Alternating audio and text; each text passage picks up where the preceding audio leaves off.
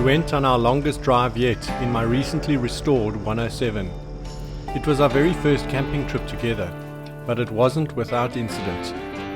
We had a run-in with the law and avoided a major breakdown. Hello and welcome to the Overland Legend with me, Alan. It was time for the annual LROC series weekend at Dinokeng Game Reserve, north of Pretoria.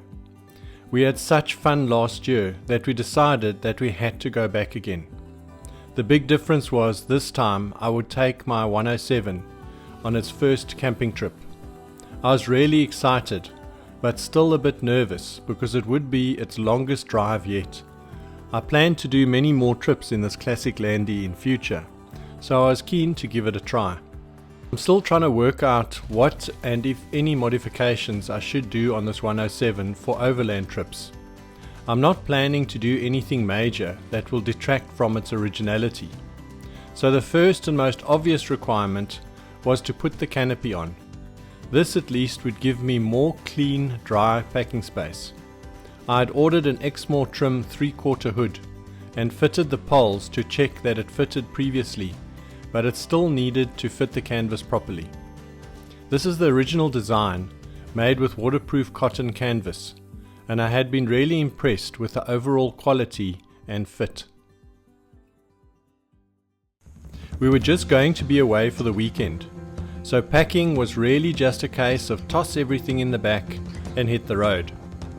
My brother Brian came along in Old Green, the landy that my dad bought new, and the two of us grew up camping in. It so turned out that the moms stayed at home, so it was a proper boys' weekend for all of us, and we were going to have great fun. Leaving late-ish on Friday afternoon meant that we had to navigate the building rush hour traffic going through Pretoria. This turned out to be the most challenging driving I did the whole weekend, despite some of the off-roading we would do in the game reserve.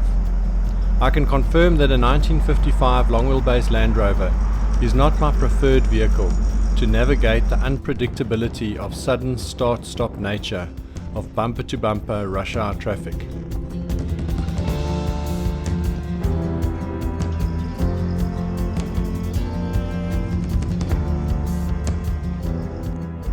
But once we got through and out of Pretoria, the road opened up and we settled into a nice cruising speed. But then we ran into a small problem.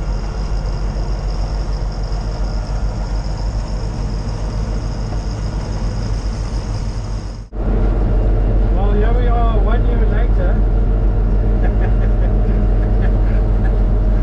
And we are in the 107 Wimpit, and now officially gone the furthest so far with this landy. Previous time was up to Pretoria, so we've now passed Pretoria.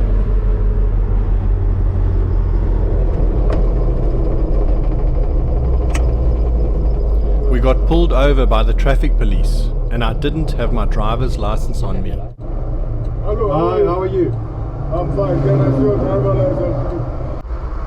I don't have my license with me, I've only got a picture of it. You don't drive with a license on the phone, my friend. No, I left it at home, but I have a picture of the license, so that's my license. I'll tell you what happened a bit later. We were racing the sunset to get to our camp before dark so that we could set up and settle in.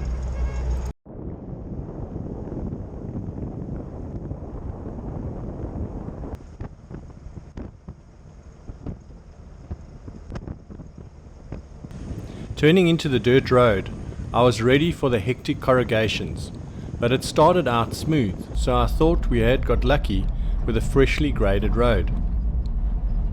But then there they were, the mountain-sized corrugations. The last time in the short wheelbase, it felt like the landy was going to fall apart, but somehow this time it looked worse but didn't feel that bad. Then I realized I was now riding on parabolic springs. It was amazing how they were handling these corrugations, quite impressively actually.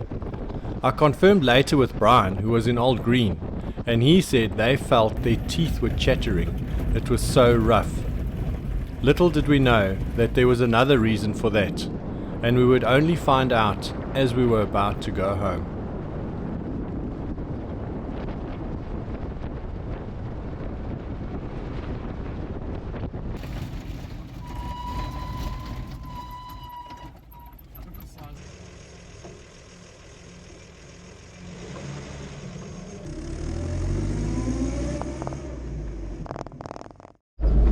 Well, we got stopped by the cops and I didn't have my license with me, but luckily I had a picture on my phone, so the guy just said, okay, next time we're going to find you, but we'll let you go today. So that was good. But yeah, we've arrived, we're almost there now. We're just driving down this little road.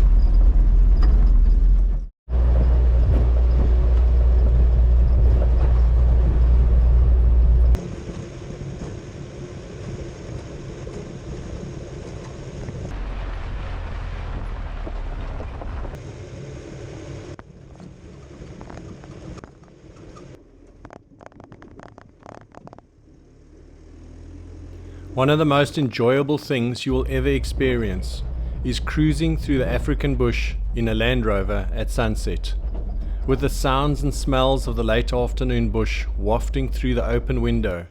There's nothing that relaxes you more.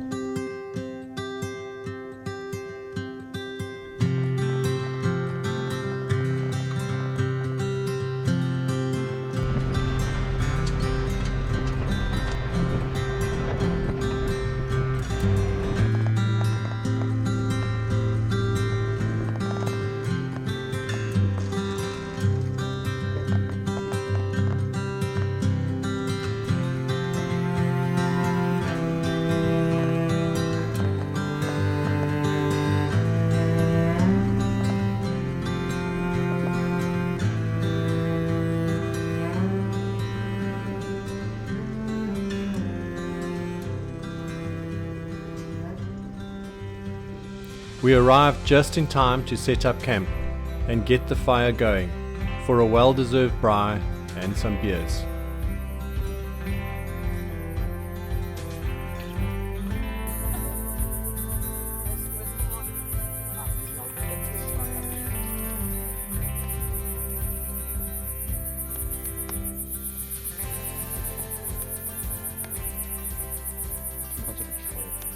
Yeah, you see, that's the problem. If you get it short to get it straight, then you suffer from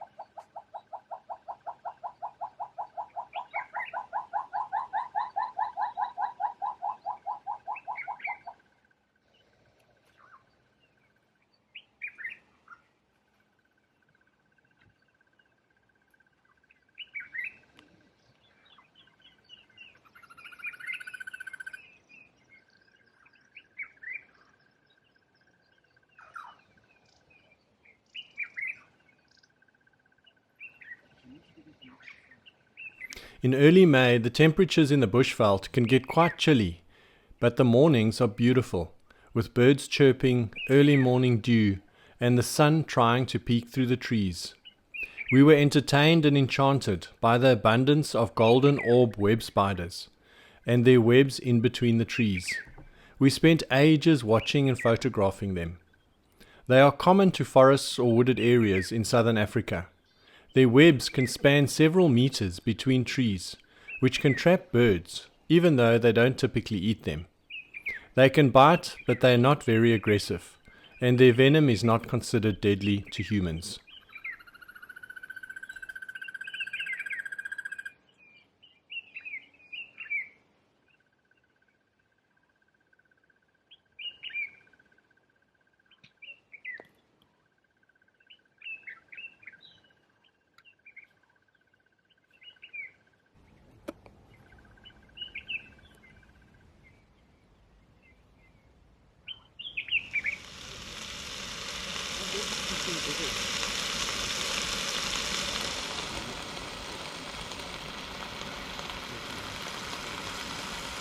We had a quick breakfast and then headed out for a drive, with the destination being the Arlington Brewery for some lunch.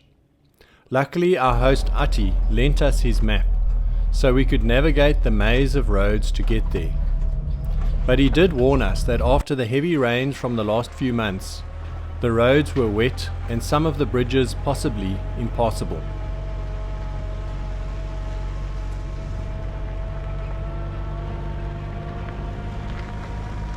The main challenge was to get across the Pinars River.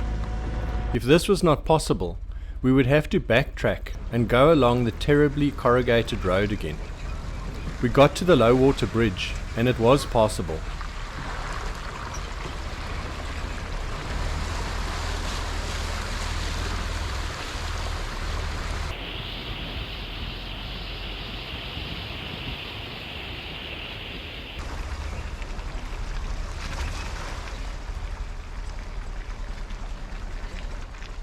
But the exit looked a bit dodgy. But it looked worse than it actually was.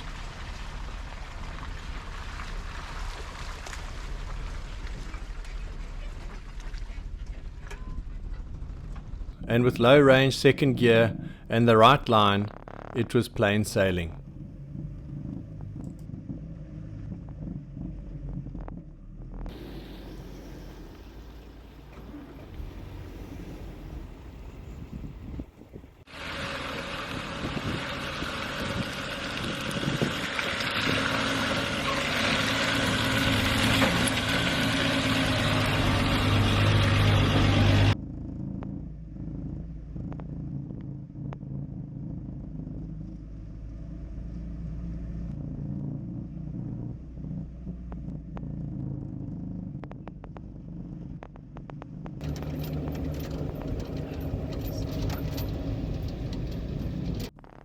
We stopped off at the picnic spot to check it out and look for some crocs, but there were none in sight, just the sign warning us.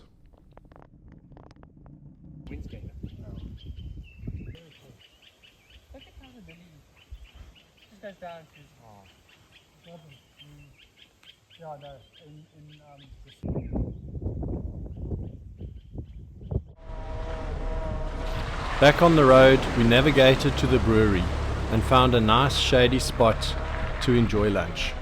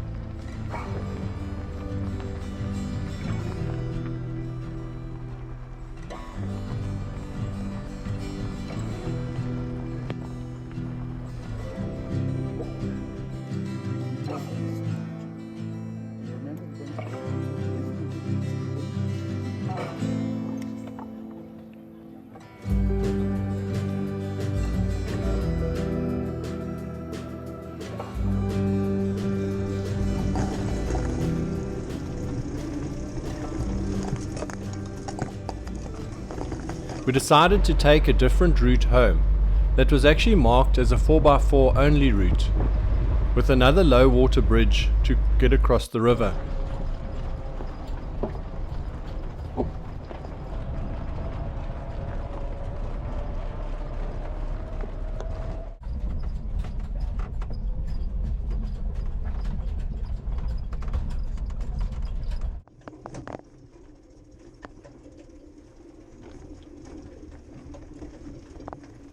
There was a little rocky descent down to the river, but the bridge was bone dry.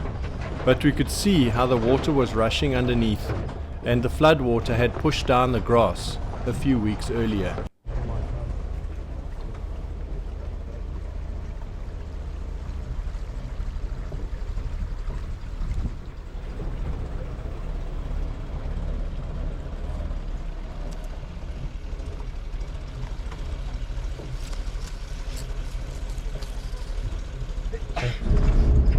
having a good time driving around on these tracks in Dinokeng.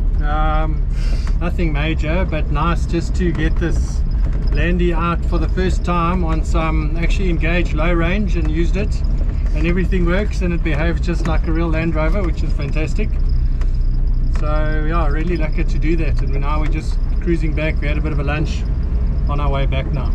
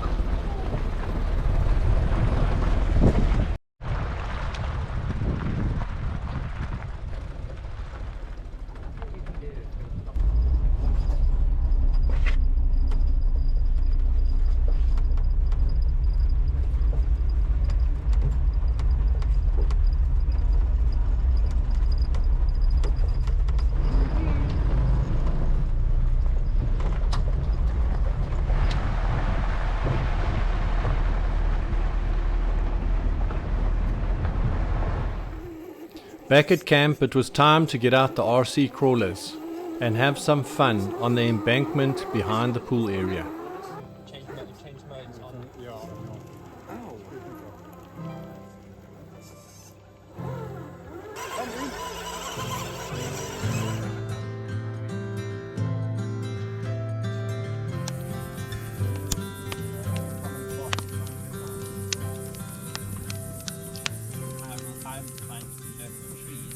It was a good day, and there was much fun and laughter with the boys and dads around the fire until late that evening.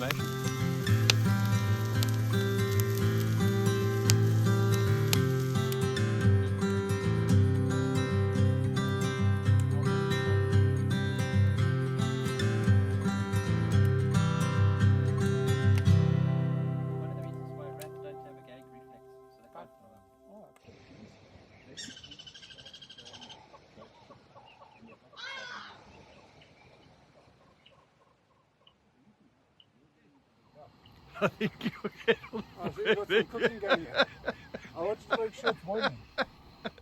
The next morning brought a surprise, as Brian had checked the noisy front spring on Old Green, only to find that the shackle bolt was a bit loose.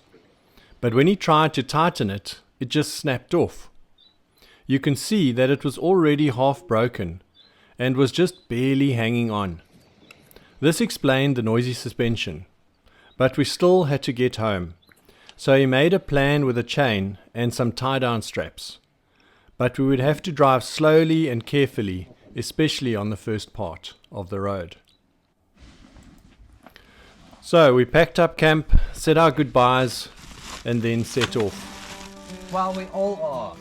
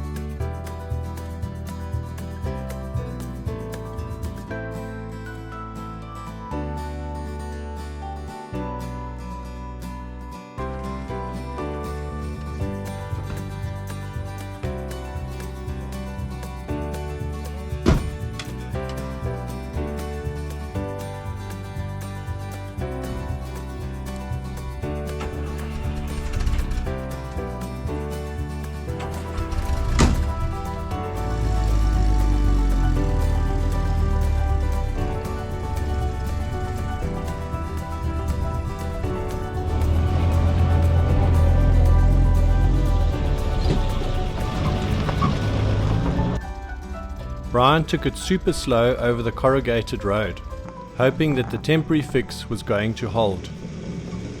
I went ahead in the meantime to fill up. Turns out that my consumption was looking a little bit high, at around 18 to 20 litres per 100 kilometres, so I wasn't going to make it home on the 20 litres left in the tank.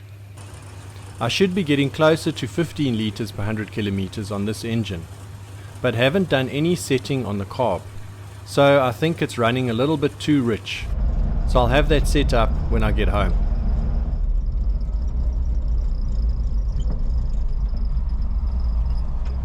Okay, we made it onto the highway. Old green seems to be holding. The chain and tie down tightening of the spring seems to be working. Made it over all the bumps and everything, so now we're just cruising along the highway a little bit slower than normal. Not that you'd notice, but so far so good.